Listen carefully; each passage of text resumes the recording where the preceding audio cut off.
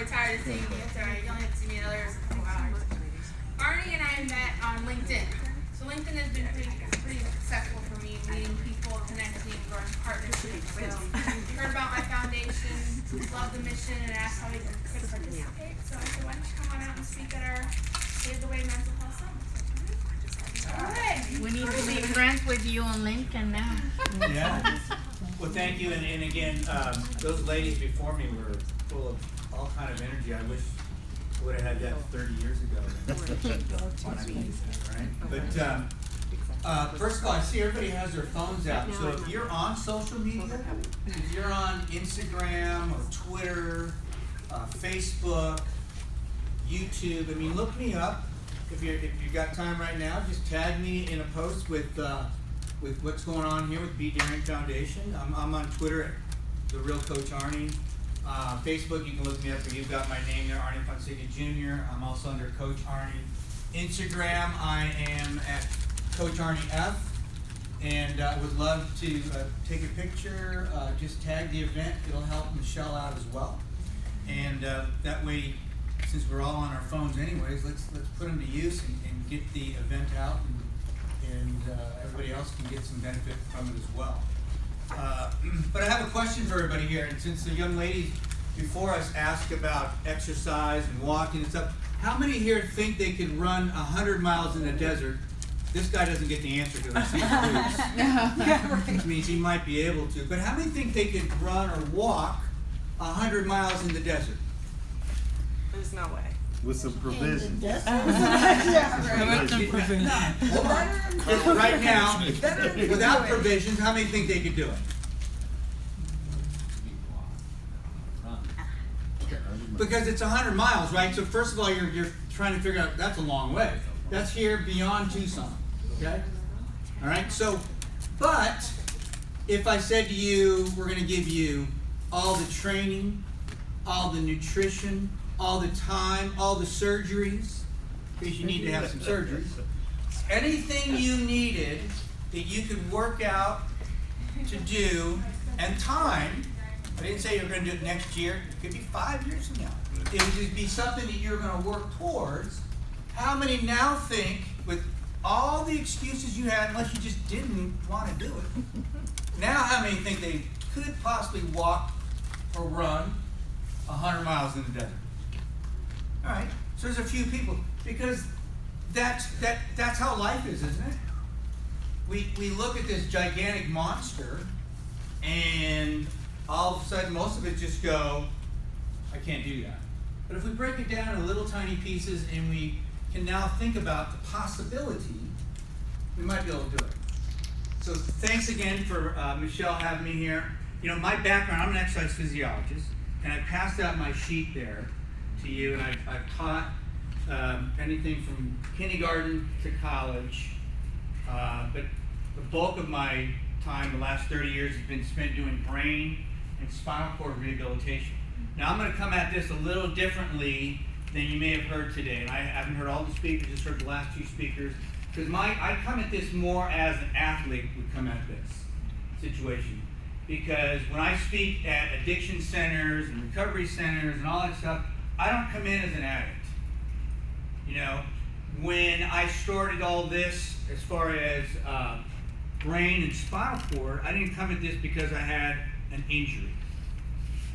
Now, I've lived it. My son, who just passed away in January, was in a car accident 19 years ago, and he worked for me, doing brain and spinal cord injuries. And so he had his own brain injury, and he just passed away. So I know it from the outside to the inside out. I understand what's going on. I've lived it, not from the fact that I had an injury, but that gentleman that was before your daughters, those young ladies that were up here, you know, years ago, I had tons of patients like him. That's what we did.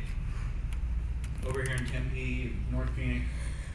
So the idea here is to give you strategies if you're dealing with that, or you have family members or other people that you know, that they can be better. That's it. Because today, see, if we worry about tomorrow, yesterday, because we can't do anything about that, that's over. Ended last night, right? And if we just worry about tomorrow, then we get anxious. But if we focus on today, just to be as good as you can be today, then tomorrow's going to be better. We got to be mindful, just like those young ladies were just talking about. We've got to be mindful of what's going on today and just take care of it. You know, like when people talk to me all the time about work-life balance, you know, it's a big thing today, right? Work-life balance.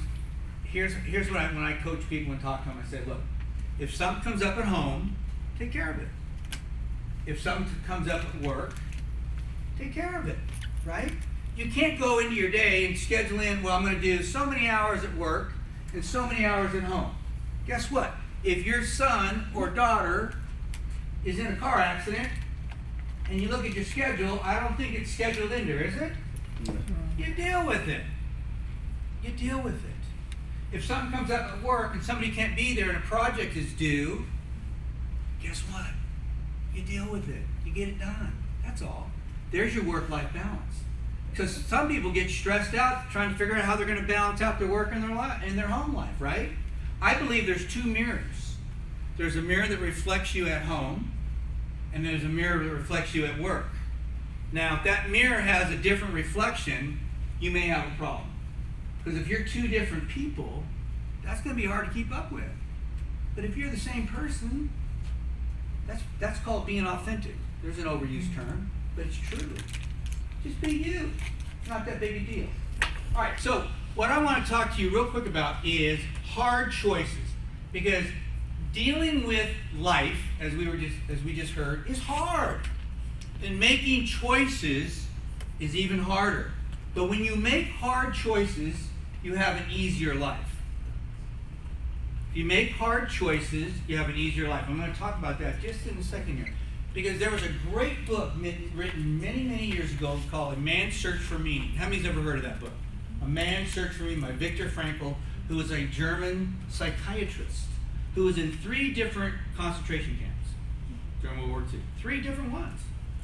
And by the end of the time he was there, he could look at a man's eye and he could tell the day that that man was going to die. He knew.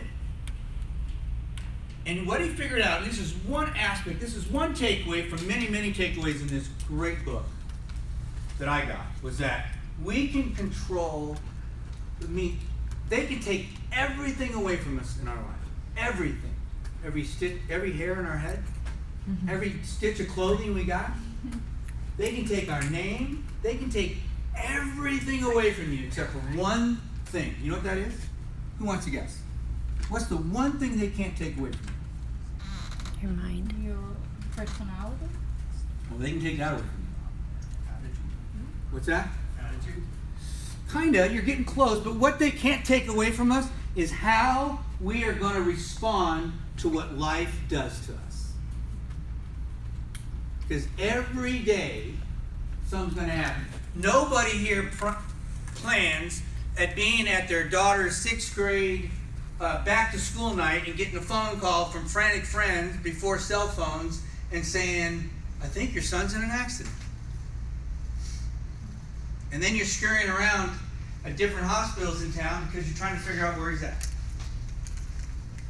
No one ever takes that class. Right? No one ever takes the class of, somebody fell, somebody had a heart attack, somebody had a stroke, right? We don't take that class. We don't take the class. This man was probably in the service, right? No? He was wearing little boots. Law enforcement. Oh, even better. No one. It's even because you live this every freaking day. So no one ever gets that. No one ever takes that class on how to deal with that phone call, right? Because it might come anytime. We don't know. We don't know. And so that's the only thing they can't take away from you, is how you're going to deal with that. Because see, there are 2 kind of peoples in life. The kind that bounce, and you can bounce too high too, but they bounce. They deal with it. And then there's the kind that splatter, and they're all over the place. Now, there's nothing wrong with splattering either if you can keep all the pieces in front of you and you can put back the ones you want to keep. Problem is, too many people go and they don't recover. I mean, I've been to grief counseling sessions where people have been dealing with grief for 10, 12, 15, 20 years, and it makes me sick inside. My heart hurts for them because they can't get past it, because the pieces just went too far. Because see, there's 4 life experiences. There's a kind of life experience that says, it feels good, it's good for me, it's good for others, and it serves a greater good. That's a level 1 experience. That's pretty cool, right? We all want that. And then there's a level 2 experience. It doesn't feel good, but it's good for you. It's good for others, and it serves a greater good. Now, the key to having a great, fulfilling life is being able to take a level 2 experience and flip it into a level 1. I'll share that in a minute here. Okay? So you take something that's not, it just doesn't feel good, but you know it's good for you, and you know it's good for others, and it serves a greater good. That's good stuff, man. Now let's figure out how to make it feel good. All right? Level 3, feels good. Man, I love it, but it's not good for you. It's not good for others, and it doesn't serve the greater good. And that's a crap that we do all the time. Because easy choice, hard life. Remember what I said earlier? Hard choice, easy life.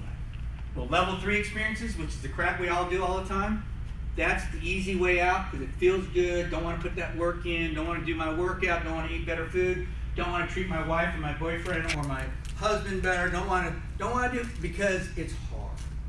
So I won't do it. Hey, I'll think about it tomorrow.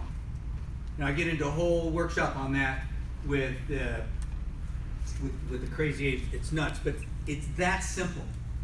It's that simple. It's understanding that those easy choices we make are making your life harder. And then there's a level 4 experience, which it doesn't even feel good. It's not good for you. It doesn't serve the greater good. And and you're going, who the heck is doing that? People that are stuck, they're addicted, they're just stuck, and they can't get out of this pattern.